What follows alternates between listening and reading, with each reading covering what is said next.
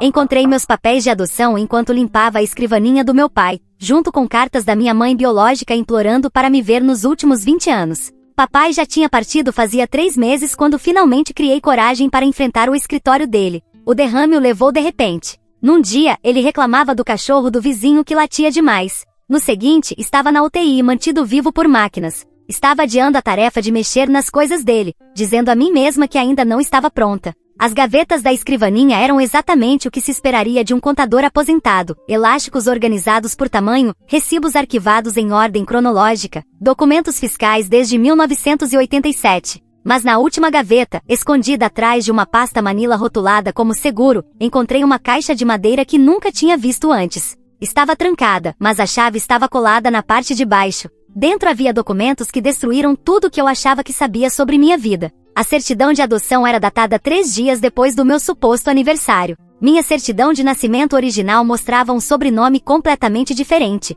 Rodrigues em vez de Thompson. E sob os 2 documentos havia um grosso maço de cartas, amarrado com uma fita azul desbotada, todas endereçadas ao meu pai, com a mesma caligrafia cuidadosa. Abri a primeira com os dedos trêmulos, datada de 18 anos atrás. Querido David, por favor, estou implorando. Só me deixe vê-la uma vez. Sei que concordamos com uma adoção fechada, mas ela também é minha filha. Penso nela todos os dias. Ela gosta da escola? Ela está feliz? A assinatura no final era de Carmen Rodrigues, mãe biológica de Alex. Peguei outra carta, de 10 anos atrás. Alex fez 13 anos semana passada. Passei de carro em frente a Jefferson Middle School, na esperança de vê-la, mas perdi a coragem. Comprei um presente de aniversário mesmo assim, uma pulseira de prata. Está guardada na minha caixa de joias com todos os outros presentes que nunca poderei dar a ela. Minha mão tremia enquanto lia carta após carta. Carmen vinha escrevendo para meu pai há décadas, registrando cada marco que ela perdia. Ela se formou na escola de enfermagem, se casou, teve outro filho, meu meio-irmão Diego. Enviava fotos dela ao longo dos anos. Ela já deve estar no ensino médio agora, dizia uma carta de 5 anos atrás. Ela gosta de música? Ela sabe que tem um irmão que pergunta por sua irmã mais velha todos os dias? Economizei cada centavo para criar um fundo universitário para ela. Com o tempo, as cartas tornaram-se mais desesperadas. Carmen tentou contratar advogados, detetives particulares, até apareceu no escritório do papai. Cada tentativa foi recebida com ameaças legais e ordens de restrição. A vi na formatura ontem, dizia uma carta. Fiquei escondida no estacionamento, mas a vi jogando o chapéu para o alto. Ela é tão linda, David. Tem o sorriso da minha mãe. Queria correr até ela, mas prometi respeitar seus desejos. Isso está me matando. A última carta datava de 2 anos atrás. Sentei-me no chão do escritório do meu pai, cercada por 20 anos de segredos. Toda vez que perguntei sobre meus pais biológicos enquanto crescia, ele sempre contou a mesma história, que eram viciados em drogas que morreram num acidente de carro. Até me levou a um túmulo falso quando eu tinha 12 anos. Mas Carmen não estava morta. Estava viva, e desesperada para me conhecer esse tempo todo, morando a apenas 2 horas de distância. Tinha me observado crescer de longe. A pior parte foi encontrar as cartas de resposta do papai. Cópias que ele mantinha das rejeições cruéis que escrevia. Senhora Rodrigues, você renunciou todos os direitos parentais. Qualquer tentativa de contato será considerada assédio. Alex acredita que você está morta, e pretendo manter isso assim. Ler aquelas respostas me causou enjoo físico. Aquele não era o homem que me criou, o pai paciente que me ajudava com as lições de casa e assistia a todas as peças da escola. Era alguém consumido pela dor e pela paranoia, disposto a destruir vidas para manter sua ilusão de controle. Encontrei mais provas das mentiras do papai escondidas pela caixa. Havia relatórios de investigadores particulares que ele contratava para vigiar a vida de Carmen, não para me proteger, mas para usar contra ela caso tentasse fazer contato legal. Ele sabia sobre o casamento dela com Marco, sobre o nascimento de Diego, sobre sua carreira de enfermagem. Estava monitorando-a há anos, enquanto me dizia que ela estava morta. Também havia e-mails entre papai e seu advogado, bolando estratégias para manter a mentira. Em uma troca particularmente arrepiante, o advogado sugeria simplesmente nos mudar para outro estado para tornar o contato impossível. Papai considerou seriamente. O sujeito continua enviando correspondência, apesar de várias ordens de cessar e desistir, escreveu o advogado. A realocação seria a solução permanente mais eficaz. A resposta do papai foi datada de apenas 5 anos atrás. Não posso tirar Alex daqui de novo. Ela está adaptada, mas continue monitorando a situação. Se Carmen escalar, talvez precisemos considerar medidas mais drásticas. Passei o resto da noite lendo cada carta, cada documento legal, cada evidência da campanha sistemática do papai para apagar Carmen da minha vida. Ao amanhecer, eu me sentia como se tivesse descoberto que vivia em algum programa elaborado de proteção a testemunhas, exceto que a pessoa de quem me protegiam era minha própria mãe. Carmen havia compartilhado detalhes sobre sua vida que pintavam um retrato de alguém completamente diferente das mentiras de papai. Tinha 17 anos quando engravidou, foi abandonada pelo namorado ao recusar o aborto e expulsa pelos pais religiosos, que a chamaram de vergonha da família. Mas em vez de se tornar a viciada fracassada que papai descrevia, ela foi morar num abrigo para adolescentes grávidas, trabalhou em 2 empregos durante a gravidez e estudou para tirar o diploma à noite. Quero que você saiba, ela escreveu em uma carta particularmente comovente, que escolher David e Linda não foi desistir de você. Foi dar a você oportunidades que eu não podia oferecer. Eu mal tinha 18 anos, não tinha apoio da família e ganhava $8 por hora num supermercado. Mas nunca tive a intenção de desaparecer completamente da sua vida. Pensei que seria a tia Carmen, alguém que poderia te amar e te ver crescer, enquanto seus verdadeiros pais te davam estabilidade. O contrato original de adoção também estava na caixa e confirmava a história da Carmen. O plano era uma adoção aberta, com visitas regulares e contato contínuo. Havia até cláusulas específicas sobre a participação da Carmen em decisões importantes, escolha da escola, cuidados médicos, planejamento universitário. Só depois que minha mãe adotiva, Linda, morreu quando eu tinha 3 anos, é que papai começou, sistematicamente, a violar todos os aspectos do acordo. Encontrei registros das batalhas legais que Carmen travou e perdeu. Ela contratou 3 advogados diferentes ao longo dos anos. Cada um eventualmente lhe dizia a mesma coisa. A lei de adoção favorece fortemente os pais custodiais e sem provas de abuso ou negligência. Os tribunais não interferem nas decisões de guarda. Sua única opção seria uma custosa batalha judicial de anos, que poderia me traumatizar no processo. Não posso fazer ela passar por uma guerra legal, ela escreveu para um dos advogados. Ela é só uma menininha que já perdeu uma mãe. Não serei responsável por mais traumas. Mesmo que isso signifique nunca mais vê-la. Naquela noite, liguei para minha tia Patrícia, irmã do meu pai, que sempre foi a pessoa mais sincera da família. Se alguém me daria respostas diretas, seria ela. Patrícia, eu disse, com a voz tremendo. Encontrei alguns papéis na escrivaninha do papai, sobre a minha adoção, sobre a minha mãe biológica. O silêncio durou tanto que achei que ela tinha desligado. Ah, querida, ela finalmente sussurrou. Eu me perguntava quando esse dia chegaria. Todos nós nos perguntávamos. Você sabia da Carmen? Das cartas? Claro que sabíamos. Seu tio Mike, seus primos, o vovô antes de morrer. Todos tentamos fazer seu pai ouvir razão, mas ele não escutava. Ele estava convencido de que a Carmen veria te tirar dele. Patrícia me contou tudo o que papai tinha escondido, pintando um retrato dos primeiros anos da minha vida completamente diferente do que eu lembrava. Carmen não tinha estado ausente. Ela foi uma parte essencial da minha primeira infância. Os primeiros anos foram lindos, explicou Patrícia. Carmen vinha visitar a cada poucas semanas. Você a adorava, a chamava de Mamãe Carmen. Ela trazia livros e brinquedos, ajudava com as histórias na hora de dormir. Linda adorava ter outra mulher por perto que entendia a dinâmica da adoção. Você basicamente tinha 2 mães, e todos estavam felizes. E o que mudou? A voz da Patrícia ficou pesada. Quando Linda ficou doente com câncer, o estresse quebrou algo dentro do seu pai. Ele ficou obcecado com a ideia de que se Linda morresse, Carmen tentaria te levar de volta. Nenhuma argumentação o convencia do contrário. Carmen nunca deu qualquer sinal de querer interromper a adoção, muito pelo contrário. Ela sempre foi extremamente respeitosa com os limites. E o que aconteceu depois que a mamãe morreu? Seu pai enlouqueceu de luto. No dia seguinte ao funeral da Linda, ele trocou as fechaduras, mudou o número de telefone e começou a planejar uma mudança para o outro lado da cidade. Quando Carmen apareceu para a visita regular naquele fim de semana, encontrou estranhos morando na sua casa. Eu me senti mal, ela não sabia que a mamãe tinha morrido? Seu pai não contou para ela. Carmen descobriu sobre a morte da Linda pelo obituário no jornal, 3 semanas depois. Ela ficou devastada, não apenas por ter perdido uma amiga, mas porque entendeu o que aquilo significava para a relação dela com você. Quanto tempo levou para ela nos encontrar depois que nos mudamos? Meses. Ela contratou um detetive particular, mas seu pai tinha sido meticuloso. Novo endereço, novo telefone, até uma escola nova para você. Quando ela finalmente te localizou, seu pai já tinha te dito que ela estava morta. A voz da Patrícia falhou. Todos nós vimos isso acontecer, Alex. Sua família inteira sabia o que seu pai estava fazendo, e estávamos impotentes para impedir. Carmen tentou nos procurar, implorando para que interviéssemos. Mas seu pai ameaçou nos cortar completamente se ajudássemos. Então todos deixaram acontecer. Fomos covardes, admitiu. Tínhamos medo de te perder também. Seu pai ficou tão instável depois que Linda morreu, tão paranoico com qualquer um que ele visse como ameaça. Nos convencemos de que ele voltaria à razão, que deixaria Carmen voltar à sua vida quando o luto passasse. Nunca imaginamos que ele manteria a mentira por 20 anos. Você tentou entrar em contato com ela? Só para dizer que eu estava bem?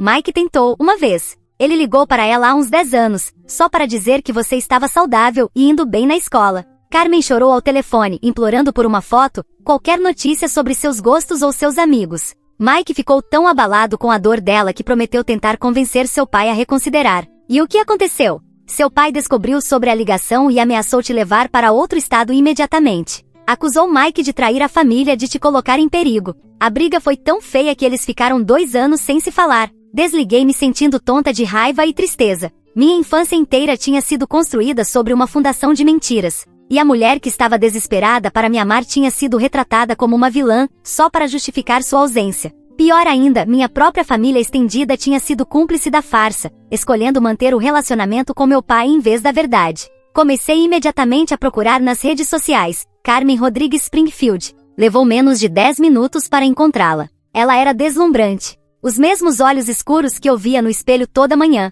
O mesmo redemoinho teimoso que fazia meu cabelo ficar arrepiado no lado esquerdo. O mesmo sorriso torto que eu nunca tinha entendido de onde vinha. O perfil dela mostrava uma vida rica e cheia. Fotos de churrascos em família, do Diego jogando futebol, dela trabalhando no hospital infantil de Springfield, usando jaleco com personagens de desenho animado. Seu marido Marco, preparando jantares elaborados enquanto ela ria ao fundo. Mas havia algo nostálgico nos olhos dela em cada foto. Uma tristeza que nunca desaparecia completamente. Mesmo sorrindo nas fotos com Diego, às vezes ela olhava ligeiramente além da câmera, como se estivesse pensando em alguém que deveria estar ali. E ali na biografia do perfil, apenas uma palavra: saudade. Minha filha, Alexandra, agora com 23 anos, nunca deixou de ter esperança. Nunca deixou de amar. Meu coração quase parou. Ela tinha acompanhado a minha idade, guardado meu nome completo, em vez do apelido que todos usavam, e nunca se casou novamente. Seu coração nunca se permitiu recomeçar por completo. Ela construiu uma vida que sempre deixou espaço para meu retorno. Passei 3 dias sem dormir, tentando escrever a mensagem perfeita, apagando e reescrevendo dezenas de vezes. Como você entra em contato com alguém que foi apagado da sua vida? Como você pede desculpas por 20 anos de ausência que não foram culpa sua? Como começar a curar esse tipo de ferida? Por fim, decidi por algo simples. Oi, Carmen. Acho que você pode ser minha mãe biológica. Sou Alexandra, mas todos me chamam de Alex. Acabei de encontrar suas cartas na escrivaninha do meu pai, depois que ele faleceu há 3 meses. Gostaria de conversar, se você estiver disposta. Tenho tantas perguntas. E sinto muito por ter demorado tanto para te encontrar. Incluí meu número de telefone e apertei enviar antes que perdesse a coragem. Ela respondeu em minutos. Alex? Oh, meu Deus. É realmente você? Esperei por essa mensagem durante 20 anos. Estou tremendo. Não consigo acreditar que isso está acontecendo. Por favor, me liga, por favor. De dia ou de noite, não importa a hora. Eu te amo tanto. Nunca parei de te amar. Meu número é 21175 550 847. Fiquei olhando para aqueles 10 dígitos por 1 hora inteira antes de finalmente discar. Ela atendeu antes mesmo do primeiro toque terminar. Alex? A voz dela era exatamente como eu imaginava, calorosa mas hesitante, como se tivesse medo de que eu desligasse ou desaparecesse de novo. Oi, eu disse, e imediatamente comecei a chorar. Ah, querida, ela sussurrou. Senti tanto a sua falta. Você está bem? Está segura? Meu Deus, tenho tantas perguntas. Não sei nem por onde começar. Me conta tudo. Me conta sobre sua vida. Você está feliz? Está saudável? Estou bem, consegui dizer entre soluços. Desculpa ter demorado tanto. Desculpa por nunca ter sabido procurar por você. Papai me disse que você estava morta. Ele até me levou a um túmulo falso. Um túmulo falso? A dor na voz dela era palpável. No cemitério Green Hill. Ele até mandou fazer uma lápide com nomes falsos. Eu costumava levar flores todo dia das mães. O silêncio que se seguiu foi de partir o coração.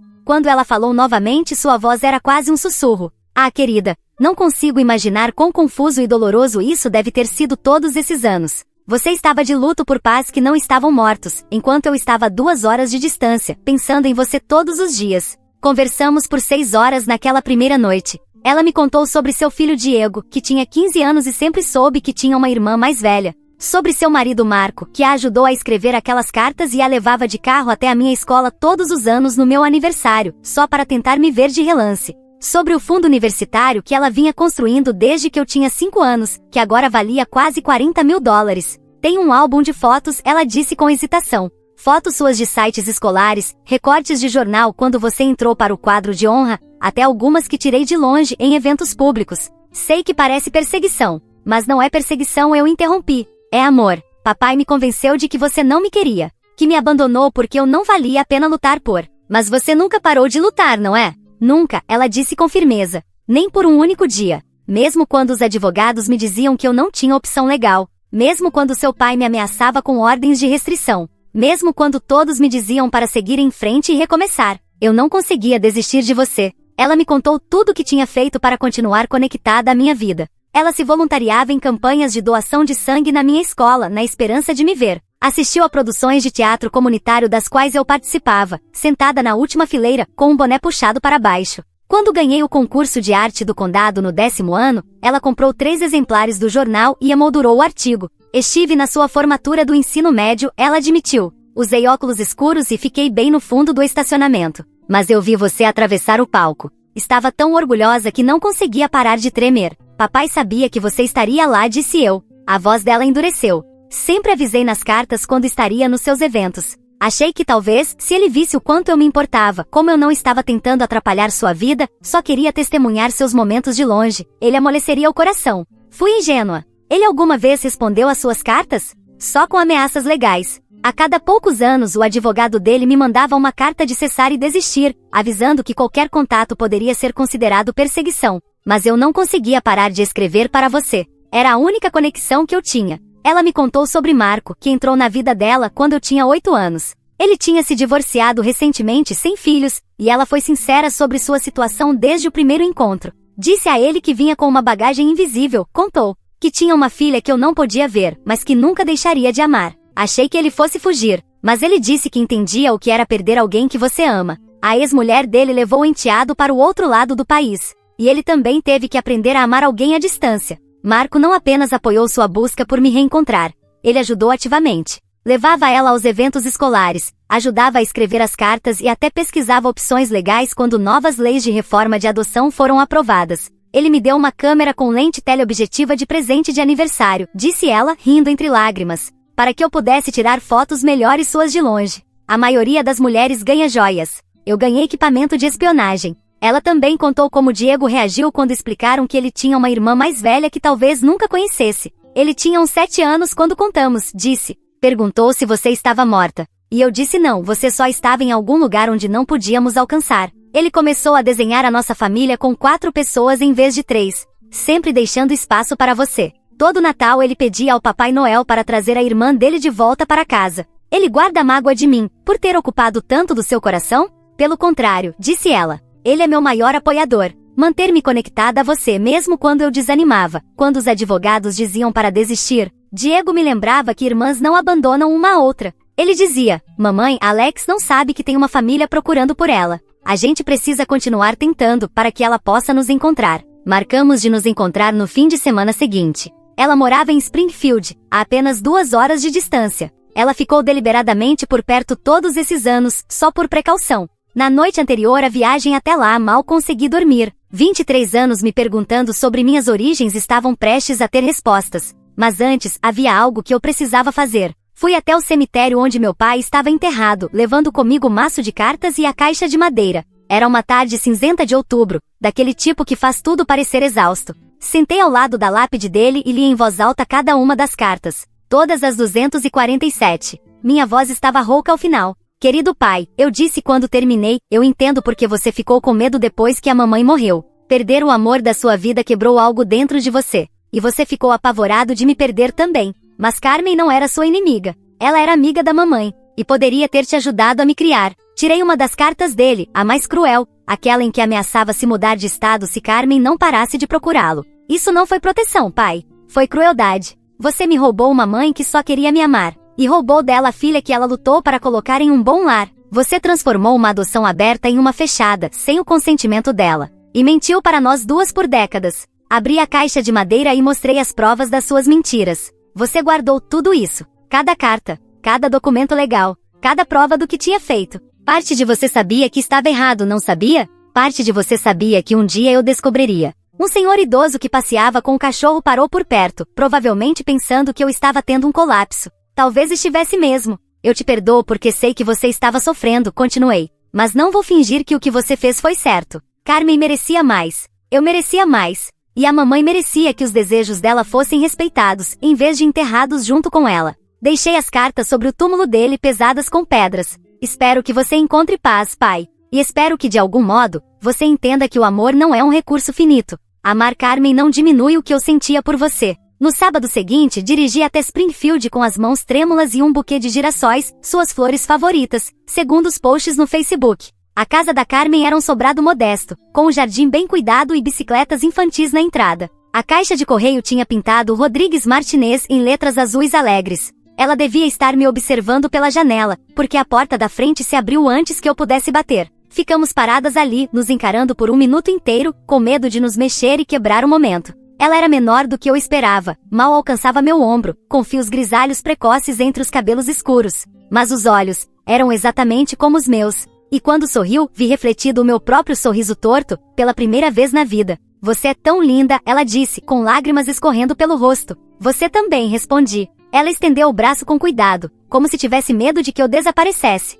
Entrei em seus braços e ambas desabamos. 20 anos de saudade se colapsaram naquele instante. Nos abraçamos ali na porta, chorando como se o mundo estivesse terminando, e começando, ao mesmo tempo. Não consigo acreditar que você está aqui, ela sussurrou nos meus cabelos. Não consigo acreditar que você é real, sonhei com esse momento tantas vezes. Não consigo acreditar que você me esperou, respondi. Diego apareceu vindo de dentro da casa, magro, desajeitado, com 15 anos, meus olhos e meu redemoinho teimoso no cabelo, segurando uma bola de futebol debaixo do braço. Então você é a famosa irmã, ele disse, sorrindo. Mamãe fala de você literalmente todo santo dia. É honestamente meio irritante. Diego. Carmen o repreendeu, mas estava rindo. O quê? É verdade. Alex estaria começando a faculdade agora. Será que Alex gosta de arte como eu? Você acha que Alex sabe que tem um irmão? É como viver com um fantasma às vezes. Mas um bom fantasma, ele acrescentou rapidamente. Sempre quis te conhecer. Ele era mais alto que nós duas, com uma confiança natural de quem cresceu rodeado de amor incondicional.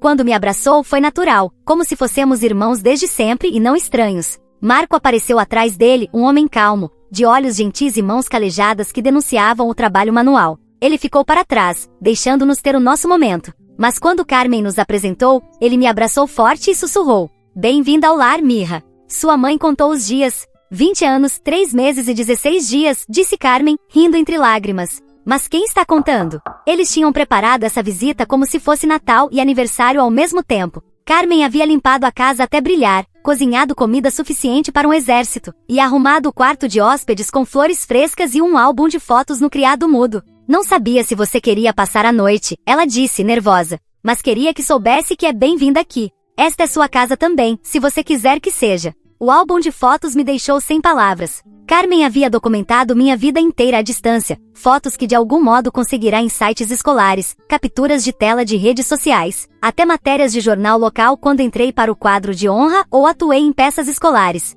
Ela criou uma versão paralela da minha infância, vivenciando meus marcos de longe. Essa é da Feira de Ciências da 8ª série, disse ela, apontando para uma foto borrada. Me ofereci como voluntária só para poder ver seu projeto sobre energia renovável. Você ficou em segundo lugar. Você estava lá? Estava em tudo que eu conseguia estar, recitais de piano, exposições de arte, jogos de futebol quando você jogou no JV no segundo ano. Me tornei especialista em me misturar à multidão. Ela me mostrou fotos que eu mesma nunca tinha visto, eu com 10 anos, completamente alheia ao fato de que minha mãe biológica estava me fotografando do outro lado do auditório escolar. Eu aos 13, saindo da biblioteca, enquanto Carmen sentava em seu carro, registrando mais um dia da minha vida. Não era uma tortura? Perguntei. Estar tão perto e não poder se aproximar? Às vezes, ela admitiu. Mas também era a única forma de me sentir conectada a você. Ver que você estava saudável, feliz. Observar você crescer nessa pessoa incrível. Foi o que me manteve de pé nos tempos mais escuros.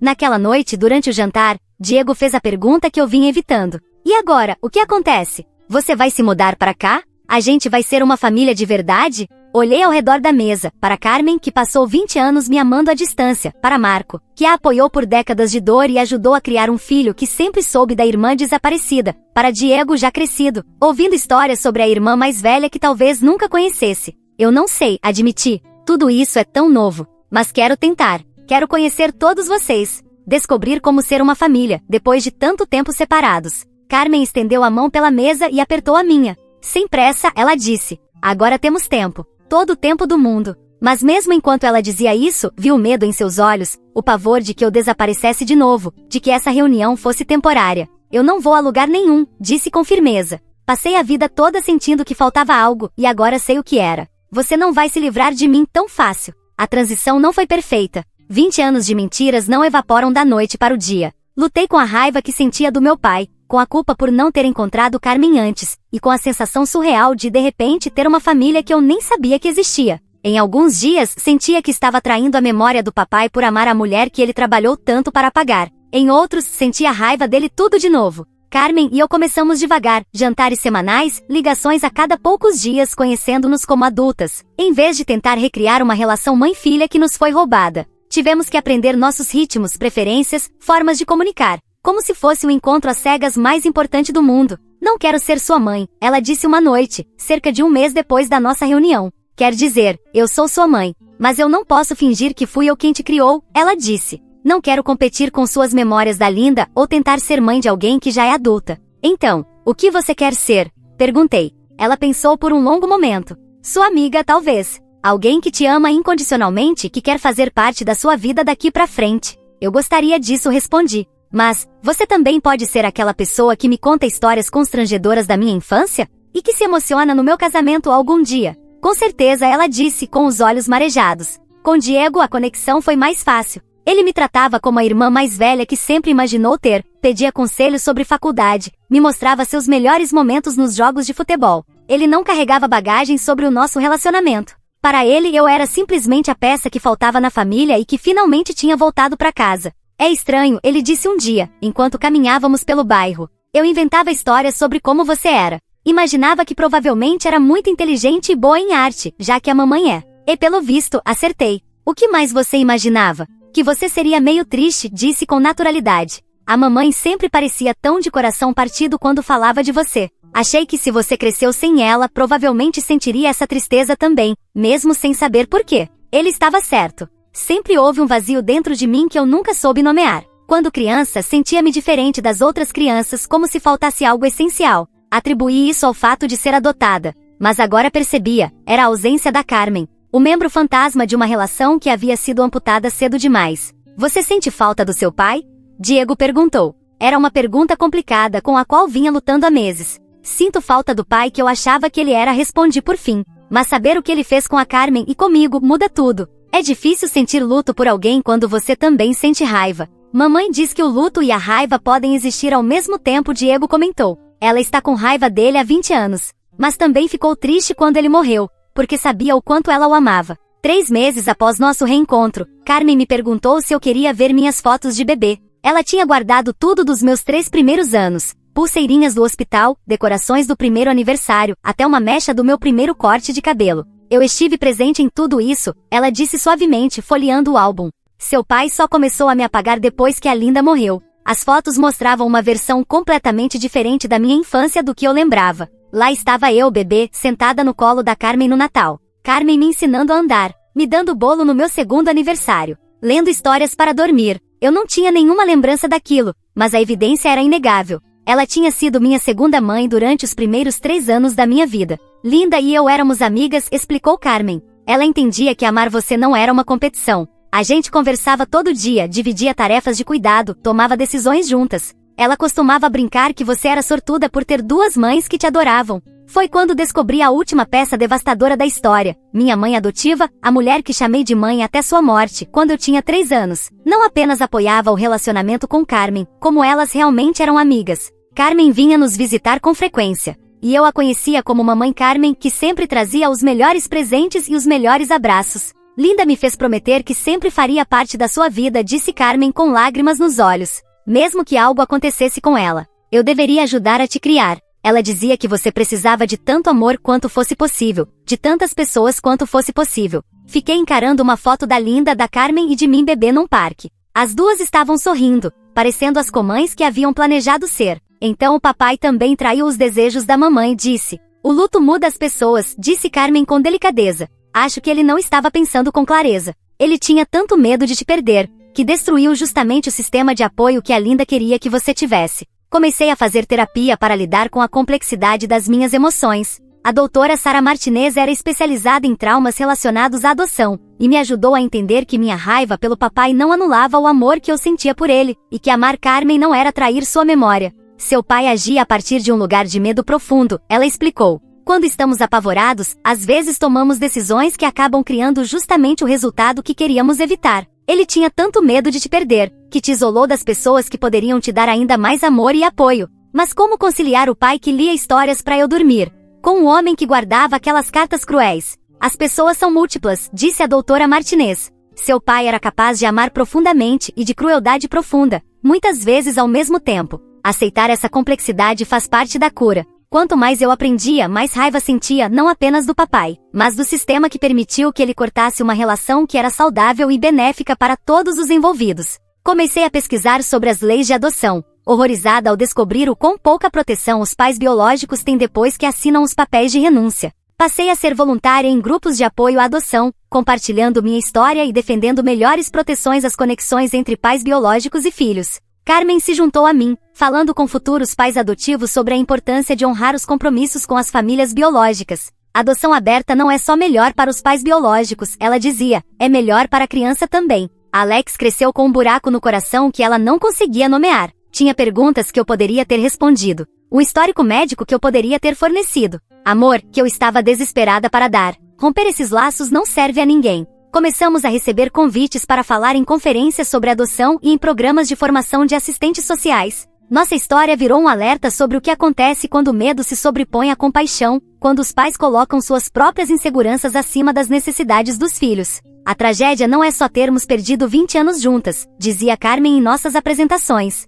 É que Alex cresceu achando que não valia a pena ser amada, enquanto eu vivi com a culpa de achar que tinha falhado como mãe. O medo não destrói apenas relacionamentos, ele destrói as pessoas que vivem neles. Um ano depois do nosso reencontro, eu estava planejando meu casamento com Jake, um homem com quem namorava há 3 anos. Ele foi incrivelmente solidário durante toda essa jornada, dirigiu comigo para conhecer Carmen, segurou minha mão durante os momentos de raiva e luto, e recebeu minha nova família de braços abertos. A pergunta sobre quem me levaria até o altar se tornou complicada. Tradicionalmente seria o papai, mas ele se foi. Meu tio Mike tinha se oferecido, mas me pareceu errado permitir que alguém que foi cúmplice do encobrimento desempenhasse um papel tão importante. E se a Carmen fosse com você?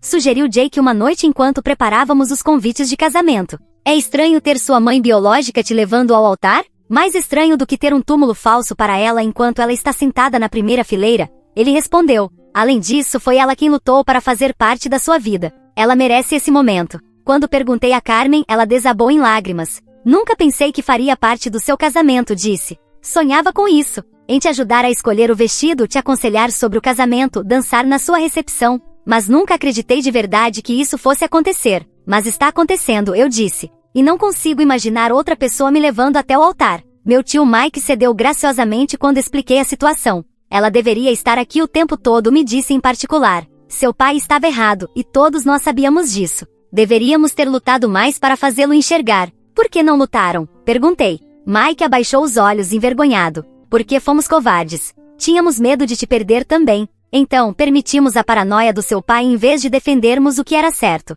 Carmen foi a única que teve coragem de continuar lutando, mesmo quando todos diziam para ela desistir. O planejamento do casamento se tornou uma experiência de conexão entre mim e Carmen. Ela me ajudou a escolher flores, a experimentar bolos e me deu conselhos sobre casamento com base na relação dela com Marco. O segredo, disse ela enquanto olhávamos vestidos, é lembrar que você está escolhendo amar alguém todos os dias. Amor não é apenas um sentimento. É uma decisão que se toma uma e outra vez. Foi assim que você se sentiu em relação a mim durante todos esses anos separadas? Todos os dias, disse com firmeza. Mesmo quando teria sido mais fácil desistir. Mesmo quando todos diziam para eu seguir em frente. Eu escolhi continuar te amando. É isso que o amor verdadeiro faz. Ele resiste. No discurso do casamento, Carmen disse algo que até hoje me faz chorar. Há 20 anos, achei que havia perdido minha filha para sempre. Me perguntei se tinha feito a escolha certa ao colocá-la para adoção, se deveria ter lutado mais para ficar com ela, apesar das minhas circunstâncias. Mas vendo Alex hoje brilhante, gentil, cercada de amor, sei que cada sacrifício valeu a pena.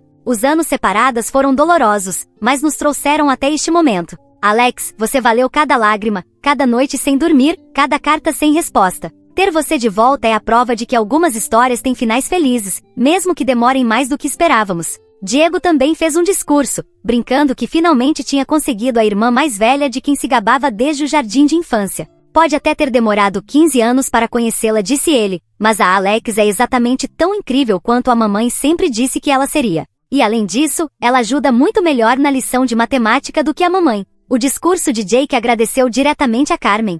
Alex sempre sentiu que algo faltava, como se estivesse procurando por algo que não sabia nomear. Conhecer Carmen não apenas lhe devolveu uma mãe, devolveu a peça que faltava em si mesma. Obrigado, Carmen, por nunca desistir dela. A parte mais difícil de toda essa experiência foi conciliar meu amor pelo papai com a magnitude de sua traição. Ele não era um vilão. Era um viúvo destroçado pelo luto, que tomou decisões catastróficas movido pelo medo. Mas suas escolhas me roubaram 20 anos com uma mulher que me amava incondicionalmente, e roubaram da Carmen a chance de ver sua filha crescer. Ainda visito o túmulo dele às vezes, mas agora levo atualizações em vez de raiva. Conto sobre a promoção da Carmen a chefe de enfermagem no hospital infantil, sobre a aprovação do Diego na faculdade com bolsa de futebol, sobre os netos que ele nunca conhecerá porque teve medo demais de confiar no amor. Eu entendo porque você estava com medo, disse a sua lápide na última visita. Perder a mamãe te quebrou, mas a Carmen não era sua inimiga. Ela era amiga da mamãe, e poderia ter te ajudado a me criar. Em vez de ter um pai enlutado, eu poderia ter tido uma rede de pessoas que me amavam.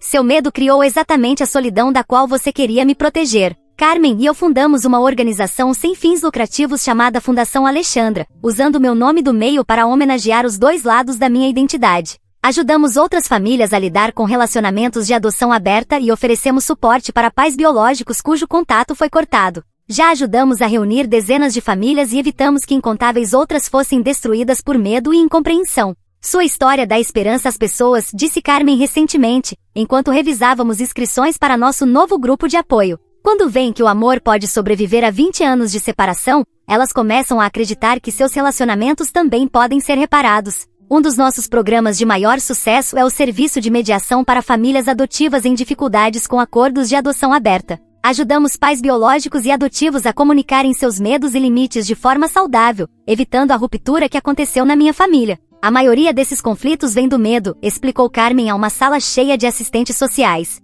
Pais adotivos têm medo de que os pais biológicos tentem recuperar seus filhos. Pais biológicos têm medo de serem esquecidos ou excluídos. Ambos os lados amam a mesma criança e querem o melhor para ela, mas o medo os faz enxergar um ao outro como inimigos em vez de aliados. Também fazemos lobby por mudanças legislativas nas leis de adoção, defendendo proteções mais fortes às relações com pais biológicos e diretrizes mais claras sobre quando o contato pode ser encerrado. O sistema atual trata pais biológicos como doadores de esperma, disse certa vez a um comitê de legisladores estaduais. Depois que assinam os papéis, têm menos direitos do que pais divorciados. Isso não é só errado, é prejudicial para as crianças que essas leis deveriam proteger. Semana passada, Carmen e eu estávamos revendo mais memórias guardadas quando ela puxou uma caixinha de joias que eu nunca tinha visto antes. Comprei isso para o seu aniversário de 16 anos, disse. Eu sei que está com 10 anos de atraso. Dentro havia um delicado colar de prata com um pingente de coração. Gravado no verso, o amor não acaba. Ele espera. Mandei fazer logo depois que seu pai cortou o contato, explicou. Queria algo que me lembrasse que mesmo sem te ver, meu amor por você continuava real e crescendo. Carrego isso comigo todos os dias desde então. Eu uso todos os dias agora. Um lembrete de que às vezes as histórias de amor mais poderosas não são sobre encontrar alguém novo, mas sobre encontrar alguém que nunca parou de te procurar. A caixa de cartas que iniciou toda essa jornada agora fica na minha estante, ao lado dos álbuns de fotos que Carmen e eu montamos juntas. Às vezes releio as cartas, maravilhada com a persistência dela, com a fé de que um dia nos reencontraríamos. Cada carta é uma prova do amor de uma mãe, uma confirmação de que laços fortes sobrevivem à distância e ao tempo. Diego está se candidatando a faculdades agora, e me pediu ajuda com suas redações. Um dos temas dele é sobre família. Ele escreveu, as pessoas sempre perguntam se é estranho ter uma irmã com quem não cresci. Mas a verdade é que a Alex sempre fez parte da nossa família. Ela vivia nas histórias da mamãe, no quarto vazio que mantínhamos preparado para ela, no quarto lugar à mesa que mamãe às vezes sentava sem perceber. Quando ela finalmente voltou para casa, não foi como conhecer uma estranha. Foi como encontrar a peça que faltava no quebra-cabeça da nossa família. Carmen mantém uma foto de nós quatro, ela, Marco, Diego e eu, em sua mesa no trabalho. Os colegas dizem que ela se ilumina toda vez que fala dos filhos, no plural, e de quanto tempo esperou para poder usar essa palavra. Sinceramente, durante 20 anos, as pessoas perguntavam se eu tinha filhos, e eu nunca sabia como responder, me disse recentemente. Dizer sim parecia mentira, já que eu não estava te criando. Dizer não era como te apagar por completo. Agora finalmente posso dizer sim. Tenho 2 filhos lindos, sem que meu coração se quebre. Papai achava que estava me protegendo da dor, mas na verdade, ele estava me protegendo do maior amor que já conheci. Carmen não me deu à luz e desapareceu. Ela me deu à luz, e passou 20 anos lutando para voltar para casa. Agora ela voltou. E pela primeira vez na vida, eu me sinto completa.